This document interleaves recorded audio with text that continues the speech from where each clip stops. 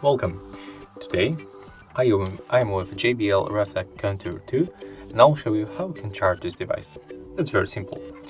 When you get this control panel, you have to rotate for this side and then remove this silicone part. In this place we can find micro USB port. So we have to grab our cable that is in the box of the headphones or any other micro USB cable, and then just simply plug it right here. Of course, you have to remember to plug this USB-A to the charging brick. And that's how you can charge these headphones, these wireless earphones I mean. If you find this video helpful, remember to leave a like, comment and subscribe.